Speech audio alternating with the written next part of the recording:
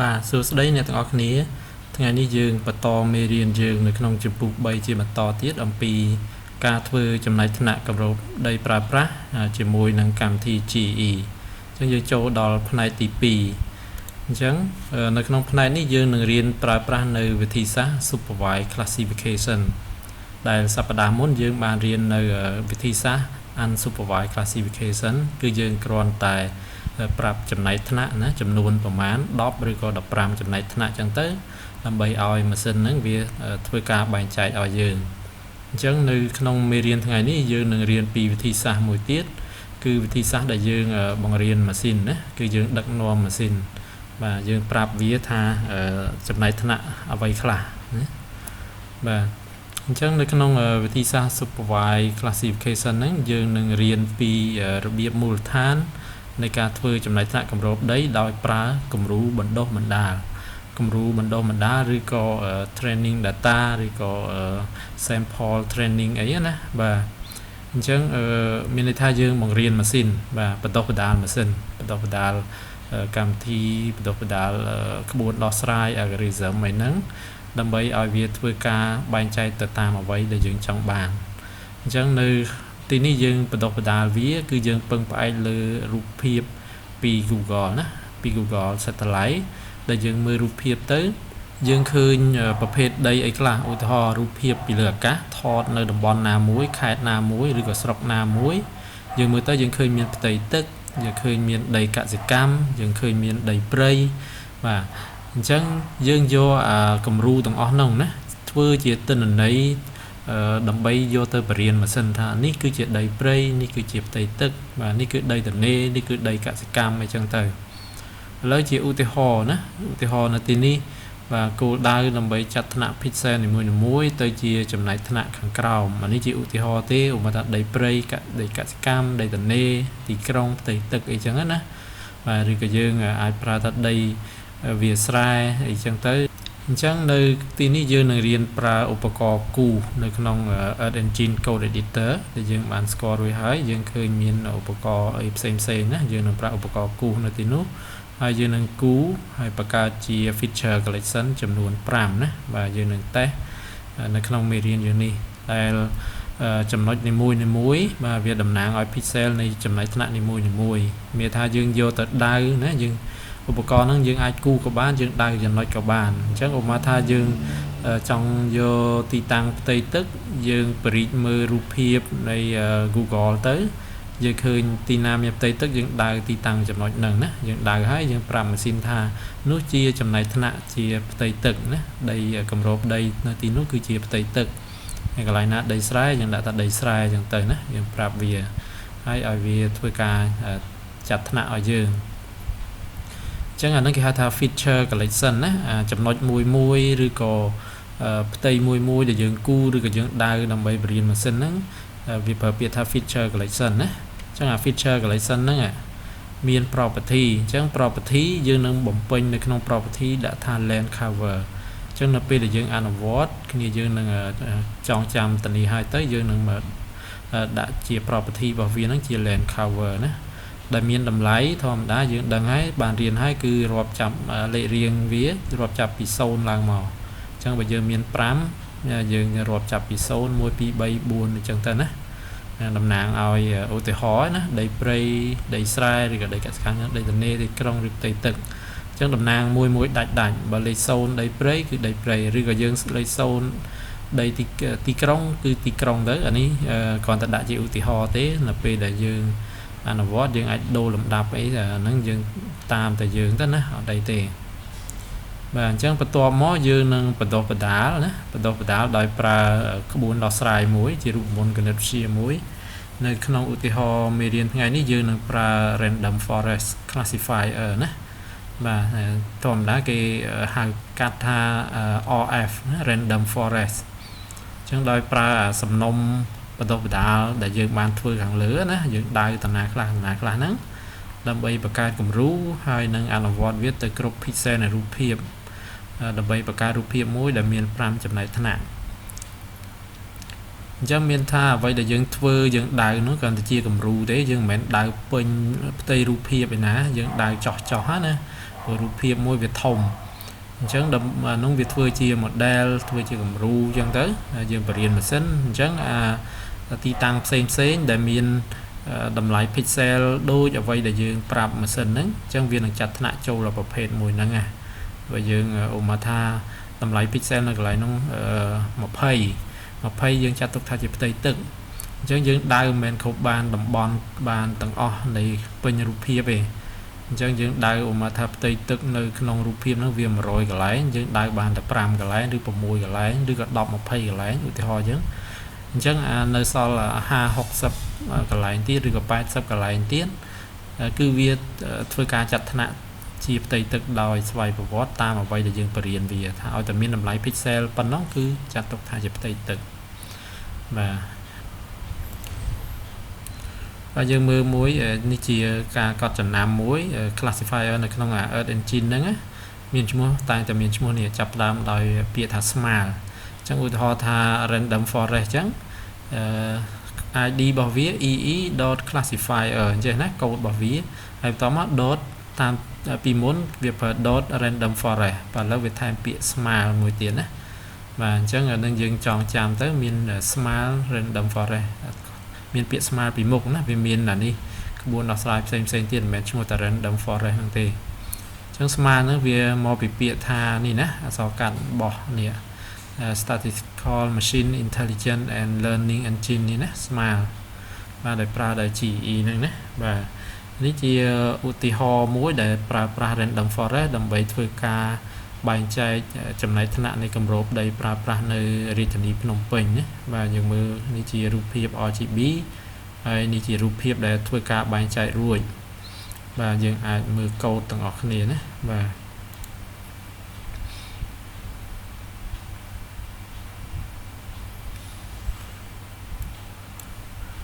កូដនេះគ្នាយើងចុច link ទៅយើងនឹងបានមកដល់កូដនេះទាំងអស់គ្នាអញ្ចឹងនេះជាកូដឧទាហរណ៍ទេហើយទៅមុខទៅយើងនឹងរៀនធ្វើតាមដំណាក់កាលម្ដងមួយណាបាទអញ្ចឹងដំបូងនេះ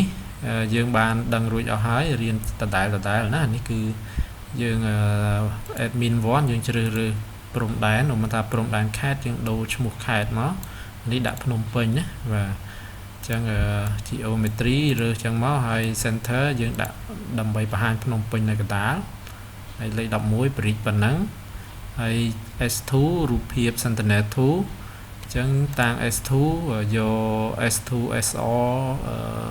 Harmonize យកមកប្រើណាព្រោះយើងប្រើឆ្នាំថ្មីដែរបាទអញ្ចឹងតាំងដោយ S2 ហើយនេះគឺជា GCP បាទ background through control មានណាបែងចែកណាបាទ GCP នឹងប្រើដើម្បីយកទៅ train ម៉ាស៊ីនណា train ដើម្បីប្រាប់ម៉ាស៊ីនហ្នឹងឲ្យវាធ្វើចំណែកថ្នាក់ឲ្យយើងអញ្ចឹងក្នុងហ្នឹងជាឧទាហរណ៍ហ្នឹងគឺបែងចែកទៅជា5មាន urban បាទ bear បាទខ្ញុំបរិយាឲ្យគ្នាយើងមើលតិចថែមទៀត ដីទន្លេណា bear soil ដីទឹក water vegetation ថាដីព្រៃដីរុក្ខជាតិហើយ paddy វាស្រែឧទាហរណ៍អញ្ចឹងណានេះបានធ្វើរួចហើយដាក់ទៅក្នុង asset បាទហើយទាញវាមកវិញយកមកប្រើអញ្ចឹងតិចទៀតយើងនឹងរៀនធ្វើនៅខាងក្រៅណានេះជាឧទាហរណ៍បង្ហាញយើងសិនអញ្ចឹងនេះជា GCP ដែលសម្រាប់នេះណាបាទ trend អញ្ចឹងបានដៅចំណុចនេះចំណុចយើងពឹងលើនេះណា background រូបភាពពីផ្កាយដំណប់ចេះមកបាទយើងមើលផ្ទៃកន្លែងហ្នឹងជាអីគេបាទជា urban ទីក្រុងនេះពណ៌ក្រហមនេះណាបាទអញ្ចឹងដៅ urban ប្រមាណ10 20ចំណុចអីចឹងមកបាទ20 30ចំណុចហើយបរិយាយណាវិធីក្នុងការដៅគឺបរិយាយនៅក្នុងផ្ទៃតំបន់សិក្សារបស់យើងនៅភ្នំពេញហ្នឹងយើងបរិយាយមកណាបាទអញ្ចឹងរូបភាពហ្នឹងគឺខ្ទង់ប៉ុណ្ណេះហើយយើងចុចបរិយាយមកបាទ10 20ឬ30ចំណុចអីចឹងទៅបាទកាន់តែច្រើនកាន់តែល្អហើយមានដីទន្លេដីអីយើងមើលតាមហ្នឹងណាបាទផ្ទៃទឹកនេះខៀវនេះតាមផ្ទៃទឹកទន្លេនេះណាហើយបឹងអីផ្សេងហ្នឹងដៅមកដើម្បីបរៀនម៉ាស៊ីនបាទផ្ទៃណារុក្ខជាតិកន្លែងណាដីស្រែបាទដាក់ទាំងអស់មក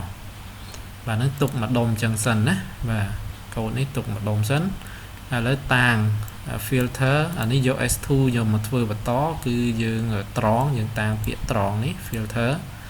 S2 យើងតាំងយកយើងត្រង់យកពពកតិចជាង 30% កាលបរិច្ឆេទឆ្នាំ 2022 ណាព្រំដែនត្រឹមតែភ្នំពេញហើយនឹង select band បាទ band នេះ select យក band ណាខ្លះអញ្ចឹង band អាចយកទៅគ្រប់ band អញ្ចឹងមកបាទហើយបន្ទាប់មកតាំងពាក្យថា composite យកអា filter នេះយកមកធ្វើតយើងកណនីជាមធ្យមបាទអញ្ចឹងបានតែរូបភាពមួយស្លឹកនេះហើយ clip វា clip ត្រឹមតែភ្នំពេញបាទអញ្ចឹងអ្វីដែលយកមកបង្ហាញគឺ composite នឹងហើយនេះបង្ហាញបានជារូបនេះណាយើងបង្ហាញជាស្ទាប់រូបភាពនឹងមកនៅកន្លែងនេះអញ្ចឹងយក composite យកមកដាក់អានេះពណ៌យក band នេះយើងតាំងនៅកន្លែងនេះហើយដាក់ឈ្មោះណា S2 image នេះហើយខ្ញុំដក tick អនុសិនអញ្ចឹងអានេះfilter នេះយករូបភាព S2 យកមកធ្វើមកដុំប៉ុណ្ណេះហើយអានេះបានយើងចាប់ផ្ដើមយក GCP យកមកធ្វើណា GCP គឺ5ខាងលើនេះ var band អីមិននេះណាបាទ GCP មកពាក្យថា ground truth control point បាទមានន័យថាចំណុចដែលមើលគ្រប់គ្រងចង់និយាយថាមើលនៅលើផ្ទៃដីផ្ទាល់ណាបាទចំណុចដែលយើងបានទៅដល់កន្លែងផ្ទាល់យើងពិនិត្យមើលផ្ទាល់ណា ground truth បាទយើងឃើញថាកន្លែងនោះពិតជាទីក្រុងមែនប៉ុន្តែយើងអត់បានទៅដល់ផ្ទាល់ក៏មិនអីដែរសំខាន់ថាយើងមានរូបភាពដែលច្បាស់ហើយយើងមើលទៅថាអូអានឹងប្រកាសជាផ្ទៃទឹកអានឹងប្រកាសជាដីស្រែអានឹងប្រកាសជាទីប្រជុំជនឬក៏ទីក្រុងបាទអានឹងយើងពឹងលើរូបភាពច្បាស់យកមកធ្វើ ground control point ហ្នឹងឥឡូវតាំងពាក្យថា GCP ហ្នឹងហើយយើង merge 5ប្រភេទហ្នឹងបញ្ចូលគ្នាតែមួយតែក្នុង GCP ទេអញ្ចឹង code merge គឺយក urban មុនគេទី1ណាបាទ urban ទី1នេះ merge ណា dot merge bear ហើយ dot merge ទៀត water dot merge ទៀត vegetation dot merge ទៀត paddy ណា code របស់វាអញ្ចឹងគ្រាន់តែយើងដាក់ dot merge ហើយនេះដាក់ក្នុងវងកញ្ចក់ណានេះយើង merge ជាមួយដីទន្លេតមក merge ជាមួយនឹងដីទឹកណាបាទ merge ហ្នឹងគឺដាក់បញ្ចូលគ្នាបាទឥឡូវយើងដាក់បញ្ចូលគ្នាបានតែត្រឹមតែយើងតាមពាក្យខ្លីមួយគឺ GCPS នេះណាបាទយើងទុកនឹងសិនអញ្ចឹងមកដល់កូដបន្ទាប់ទៀតអញ្ចឹងកន្លែងនេះយើងតាំងពាក្យថា training បន្តបដាលtraining អញ្ចឹង training ទៅលើអីយើងយករូបភាព S2 ដែលបាន composite ហើយណាកណនីជាមធ្យមហើយកណនីជាមធ្យមមានថាយើងចង់បានរូបភាពដែលល្អដែលមិនមានពពកណាយើងបានរូបភាពបែបនេះអញ្ចឹងយើង composite អីហើយបាទហើយកណនី median អីខាងលើមិញនោះបាទកណនីហើយយើងបាននេះយើងតាមពាក្យ composite ខាងលើណាអញ្ចឹង composite dot sample region បាទ sample region ហ្នឹងមានថាផ្ទៃគំរូទីតាំងគំរូណាបាទអញ្ចឹងទីតាំងគំរូមានអីខ្លះអា collection ណាបាទអានេះដាក់ចេញមក collection គឺយើងនេះពឹងលើ GCP នេះ GCP ដែលយើងមាន urban មានអីចំណុចផ្សេងហ្នឹងណាបាទនេះទីតាំងគំរូណាទីតាំងគំរូណាអញ្ចឹងអាទីតាំងគំរូបើថានេះផ្ទៃទឹកអាកន្លែងណាយើងអត់បានយកអាគំរូប្រាប់ថាប៉ុណ្ណឹងគឺផ្ទៃទឹកអញ្ចឹងវាចាត់ជាផ្ទៃទឹកឲ្យយើងដែរយើងពឹងលើអាគំរូហ្នឹងណាបាទ sample region ហ្នឹងបាទអញ្ចឹងយើងពឹងលើ GCP នេះហើយក្នុង GCP ហ្នឹងមាន property របស់វាគឺ land cover បាទអាហ្នឹងយើងយកមកដាក់ឡើងវិញអញ្ចឹងមកហើយ scale គឺមាត្រដ្ឋានរបស់វាហ្នឹងហើយឬក៏ទំហំ pixel របស់រូបបើយើងប្រើរូបភាព Landsat យើងដាក់30ម៉ែត្រមកអានេះ30មកបើយើងប្រើអានេះ Sentinel-2 យើងប្រើ10មកណាបាទអញ្ចឹងយើងបន្តទៅបន្តិចទៀតណាអានេះគ្រាន់តែ training ណា training មានថាជាចំណុចដែលយើងបរៀនម៉ាស៊ីនប៉ុន្តែអត់ទាន់បានប្រើវិធីសាស្ត្រអីទេមកដល់ក្រោមបានយើងចាប់ផ្ដើមបរៀនយើងប្រើវិធីសាស្ត្រអីណា train a classifier នេះបាទក្បួនដោះស្រាយគេនេះក្បួនដោះស្រាយគឺ random forest មិញនេះណាបាទ smart random forest អញ្ចឹងនេះកូដរបស់វាអញ្ចឹងយើងតាំងពាក្យថា var classifier អានេះ smart ចេះណាបាទពាក្យវាអញ្ចឹងមកអាហ្នឹងហើយអានេះចំនួន3 random forest បើបកទៅថាព្រៃនេះណាចៃដនណាមានដើមឈើប្រមាណអីចឹងទៅបាទអញ្ចឹងយើងដាក់មកថា50ណាបាទយើងដាក់លើសហ្នឹងក៏បានដែរឥឡូវតេស្តនេះដាក់50ហើយ dot trend chẳng anh ấy cái buồn ấy về miền trà nè dương nèในក្នុងដកនេះក្នុងដកនេះមាន classifier នេះណា EE classifier សប្តាហ៍មុនយើងប្រើ EE cluster នេះបាទ cluster នេះយើងប្រើអីគេ veka ណាយើងប្រើ veka k-min នេះបាទសប្តាហ៍មុន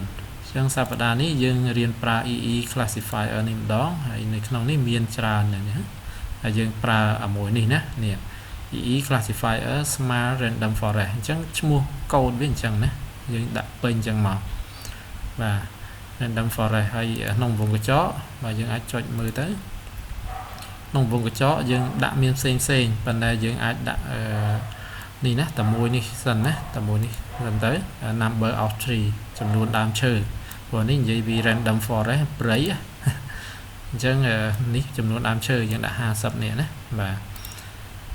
ហើយ dot train ហើយ feature យកអីយកមកប្រើគឺយក training យើងតាំងខាងលើមួយនេះបាទ training ហើយ property របស់វាអីគេ land cover input property បាទ composite ណា dot band name បាទហ្នឹងយើងកូដម្ដុំអញ្ចឹងទៅហើយដល់ពេលក្រោយបើយើងនេះទេយើងគ្រាន់តែបដូរបន្តិចទៅណាបាទអូខេហើយចាប់ផ្ដើម classify រូបភាពអញ្ចឹង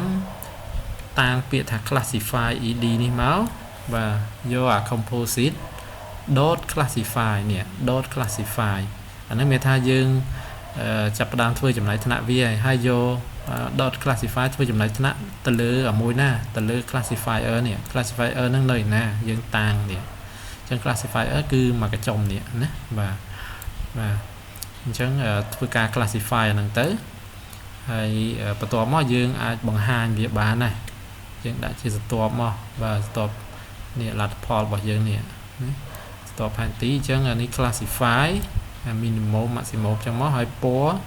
បាទយើងដាក់ពណ៌ឧទាហរណ៍ពណ៌មានក្រហមឥឡូវ5ខ្លះណា2 4 5អញ្ចឹង5ពណ៌អញ្ចឹងនៅកន្លែងនេះនៅក្នុងមេរៀនយើងនេះជាឧទាហរណ៍នេះគឺយក urban មុនគេណាបាទ urban ដីទន្លេទឹករុក្ខជាតិហើយនឹងដីស្រែអញ្ចឹង urban អាចដាក់ក្រហមបាទដីទន្លេពណ៌រៀងត្នោតបាទហើយពណ៌ផ្សេងទៀតមកណាបាទយើងអាចរើសពណ៌ផ្សេងទៀតបានហើយដាក់ឈ្មោះអញ្ចឹងនេះណាបាទ PPLULC នេះ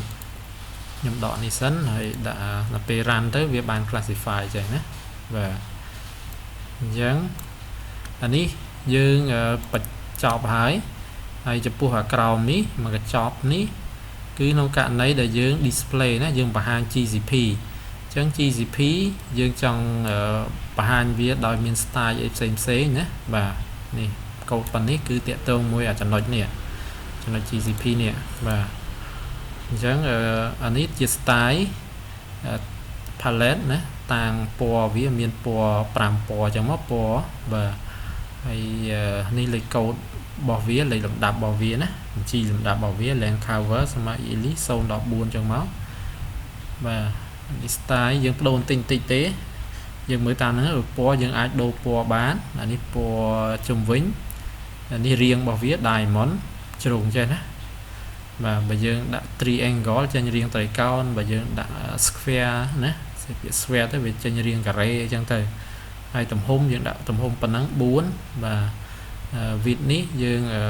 នេះរបស់វាបាទ outline របស់វាពណ៌ជុំវិញដាក់ទំហំ1បាទបើយើងដូរអាលេខអស់ហ្នឹងទៅយើងឃើញវាប្រែប្រួលហើយណាបាទហើយកន្លែងណាដែលមិននេះយើងមិនបាច់ប៉ះពាល់ក៏បានដែរណាកុំឲ្យវានេះ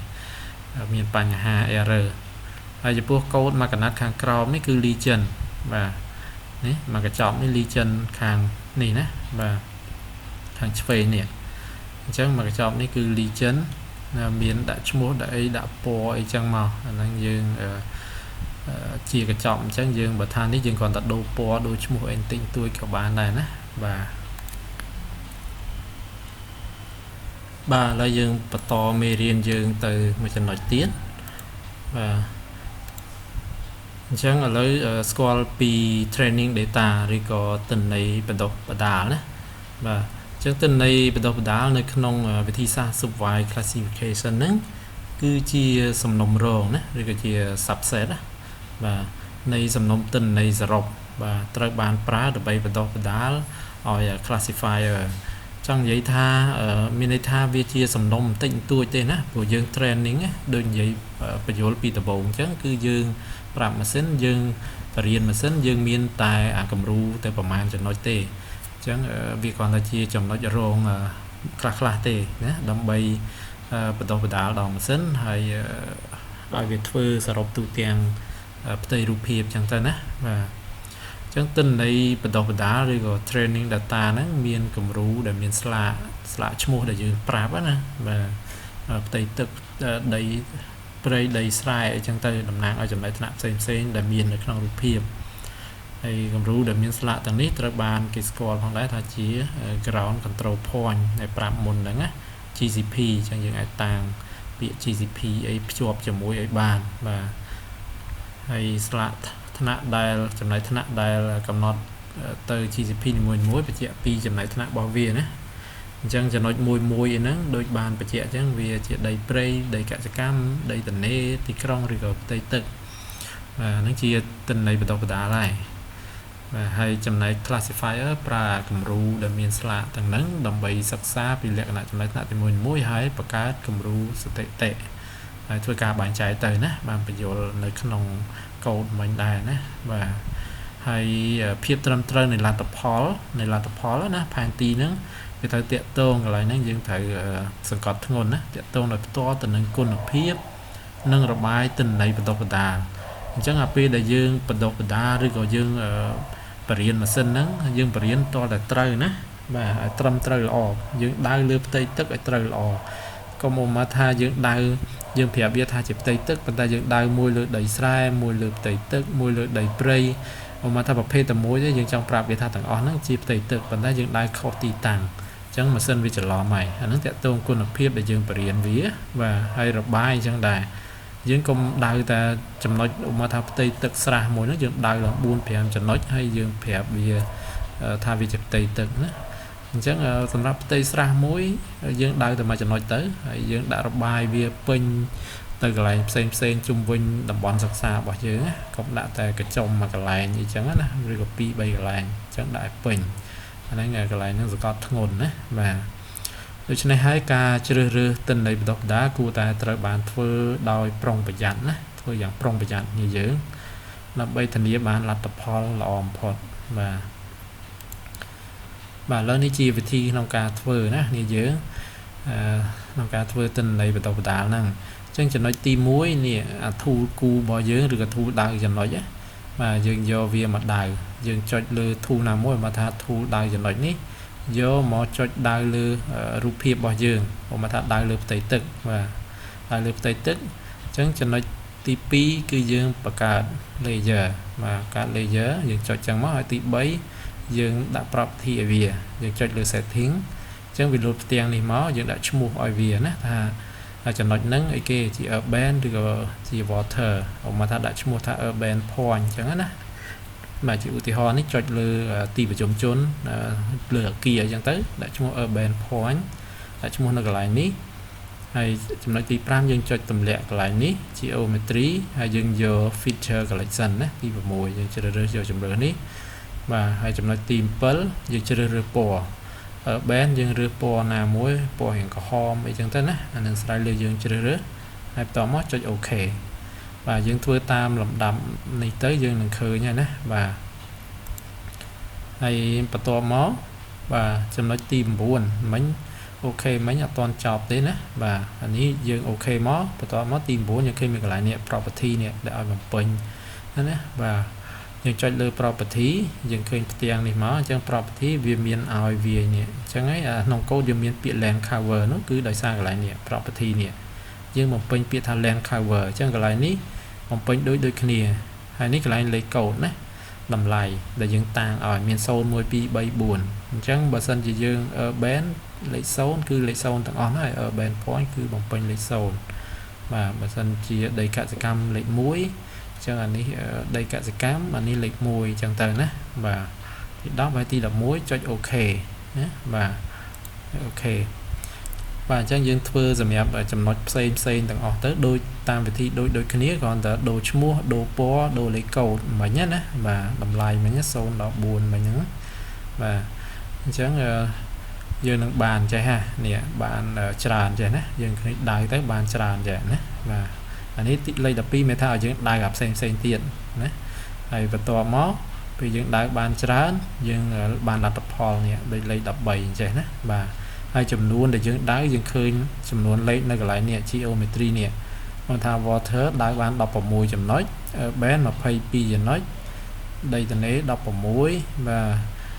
đây prey rồi cái chiết bàn pearl hay đây nè nè đây sái bàn mà pay pi và nó hồ khơi là không bọn đi nịp nông pin ní chịu thì hóa nè đại ban tràn chỉ nâng can đàn lò và đi chỉ nâng tới can đàn lò đôi nơi ở trong khăn này ấy tiền á miền đầy sái miền ấy tiền và dương ai pra được toán tình này mình có bánឬក៏យើងអាច save វាទុកនៅក្នុង asset របស់យើងក៏បានណាបើ save ទុកនៅក្នុង asset នៅក្នុងនោះក៏មានកូដឲ្យដែរបាទយើង run កូដនោះទៅដើម្បី save វាចូលទៅក្នុង asset បាទកូដឲ្យនៅក្នុងនេះណាបាទនេះបង្កើតនេះ training point ហ្នឹងទៅជា asset ទុកនៅក្នុង code editor យើងទុកនៅក្នុង asset នេះណាមិនយើងដើរធម្មតាជា geometry អញ្ចឹងពេលដែលយើងប្រើកូដនេះហើយ run យើង save ទុកដាក់ឈ្មោះយើងនៅក្នុងហ្នឹងណាបាទហើយជាឧទាហរណ៍ចុចលើនេះទៅបាទអញ្ចឹងនៅកន្លែងនេះមាននេះស្រាប់បាទកូដមិញហ្នឹងគឺឲ្យស្រាប់ណាប្រាប់យើងមិញអានេះបានធ្វើមកបានស្រាប់អញ្ចឹងហើយនៅពេលដែលចុច run ទៅណាវាមាននេះហើយនេះ task នេះណាបាទអញ្ចឹងពេលដែលយើងចុច run វានឹងដំណើរការចូលទៅក្នុង asset នេះប៉ុន្តែវាសួរយើងសិននេះណាបាទអញ្ចឹងដាក់ឈ្មោះនឹងមកនៃ EE asset អានេះឬនេះពួកយើងមកឈ្មោះពួកយើងណាមួយដែលយើងទុកបាទអញ្ចឹងចុច run ទៅខ្ញុំមានហើយខ្ញុំអត់ចុច run ទៀតទេយើងចុច run ទៅវានឹងរត់ចូលមកក្នុងនេះណាបាទក្នុង asset របស់ពួកយើងហើយយើងអាចយកទៅប្រើនេះយកទៅប្រើដូចកូដយើងមេរៀនដំបូងខ្ញុំបញ្យល់មុននេះមិញណាកូដផ្ទាំងមុននេះមិញអញ្ចឹងនេះយើងដាក់ក្នុងឈ្មោះអីនេះដូច var ben អញ្ចឹងស្មើ ee ណាអានេះចេញមកអានេះយើងដូរនេះរបស់យើងពេលដែលយើង save ទុកឈ្មោះរបស់វាមានមកនៅក្រោយនេះមកថា pp ben មិញនេះណា pp ben gcps អាហ្នឹងឈ្មោះអញ្ចឹងមែនទេពេល run ទៅនេះ pp នេះ pp ben gcps ឬក៏ pp water gcps ហ្នឹងឈ្មោះវានេះណាបាទប៉ុន្តែអានេះគឺ id របស់ពួកយើងបាទមិនមែនដូចរបស់ខ្ញុំនេះទេព្រោះពេលដែលយើង save ទៅមានឈ្មោះពួកយើងនៅមុខនឹងតិចមិញណាអញ្ចឹងនៅពេលដែលយើងចង់តាំងយកមកប្រើដូច var ben អញ្ចឹងអានេះដូចគ្នាប៉ុន្តែយើងដូរអាកន្លែងនេះណាដូរអាកន្លែងនេះបាទមកកណាត់នេះជាឈ្មោះរបស់ពួកយើងបាទពួកយើងមានឈ្មោះកន្លែងនេះខុសគ្នាណាខ្ញុំឈ្មោះផ្សេងពួកយើងផ្សេងណា user ផ្សេងគ្នាហើយឈ្មោះនេះយើងដូចគ្នាវិញអាក្រោយនេះណាបាទអញ្ចឹងអានេះជាកូដដែលសម្រាប់ run ទៅឲ្យវាចូលទៅក្នុង asset បាទវាចូលក្នុង asset បាទនេះដូចគ្នាអញ្ចឹងបាទនេះអានេះតាំងណាយើងអាចផ្លាស់ប្ដូរកន្លែងហ្នឹងអូខេ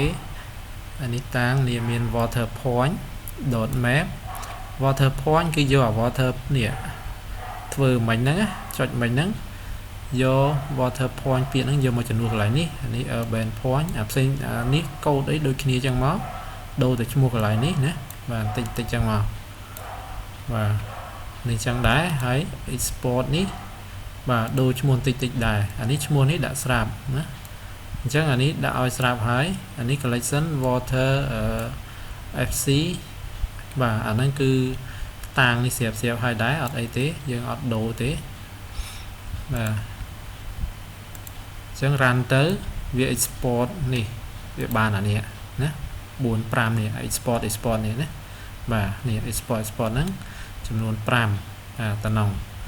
ហើយចំណែកអានេះ filter composite នេះសម្រាប់បង្ហាញរូបភាពផ្ទៃខាងក្រោយនេះទេបាទអញ្ចឹងអានេះគ្រាន់តែជាកូដណាកូដមួយសម្រាប់គ្នាយើងចង់យកអស់ហ្នឹងបាទ អ្វីដែលយើងនេះណា GCP ហ្នឹងកុំឲ្យឃើញអញ្ចឹងណាកុំឲ្យឃើញដៅអញ្ចឹងអាហ្នឹងវានៅក្នុង geometry នេះបាទ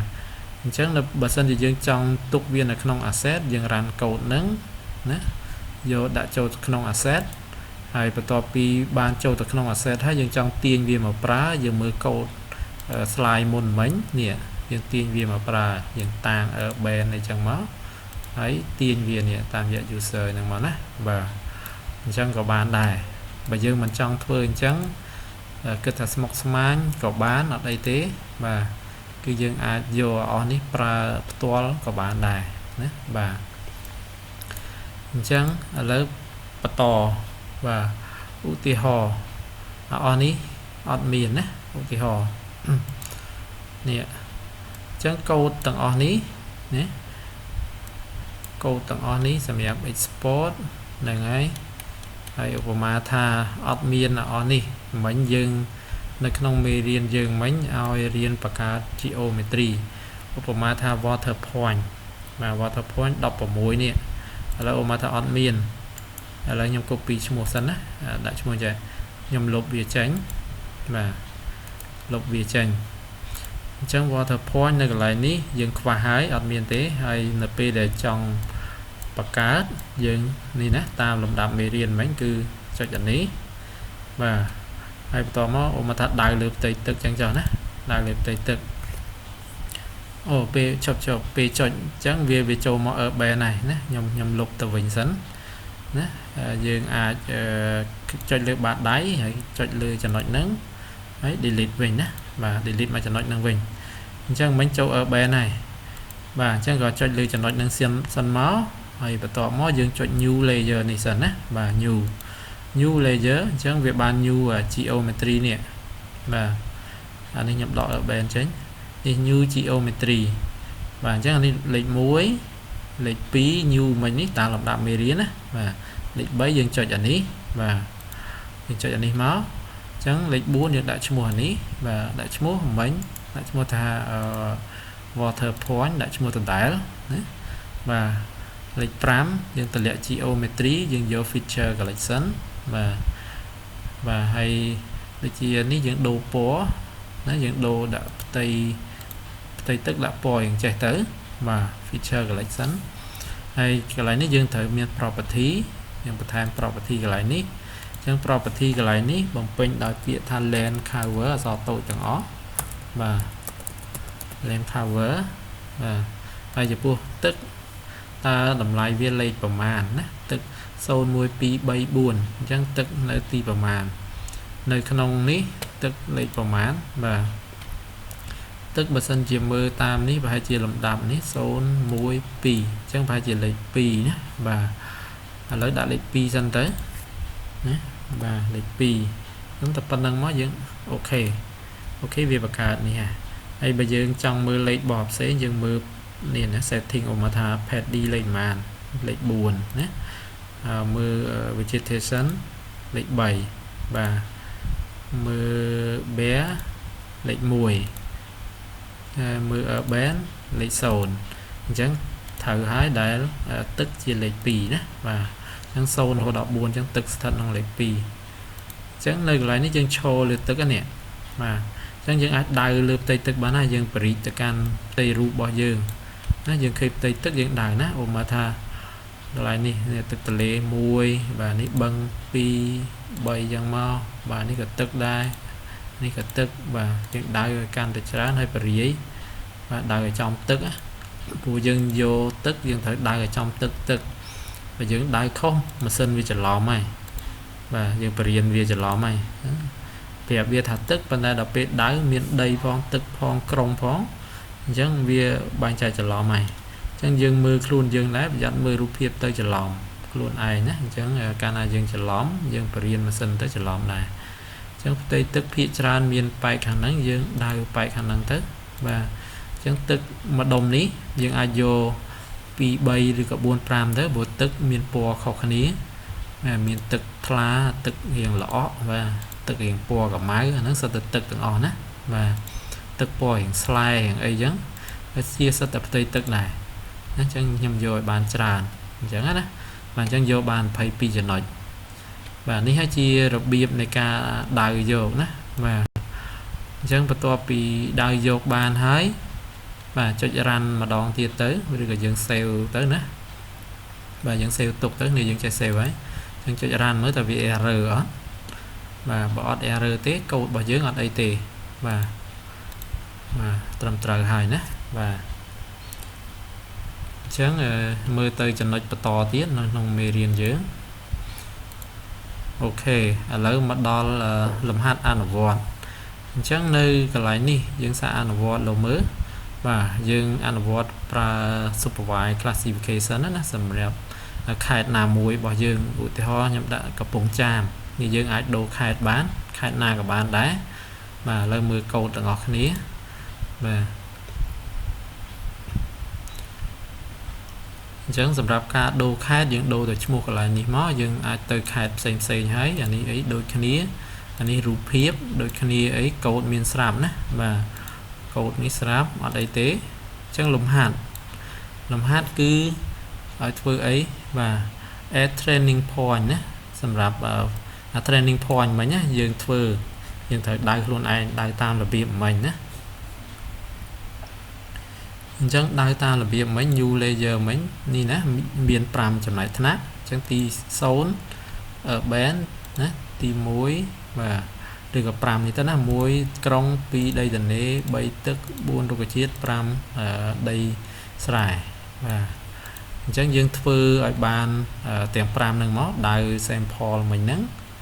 và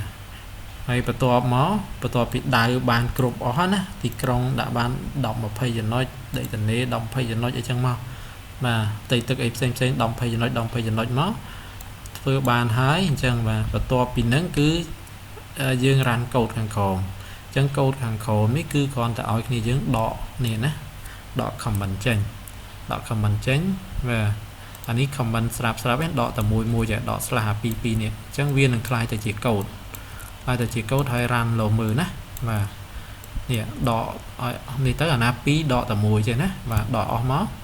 và nhầm đã oi từng chứ chân như dưỡng đỏ hay chạy ran tới nè và hai ta mình khơi làm tập pho chẳng mày và cái dưỡng xạ là bòn thưa sang tới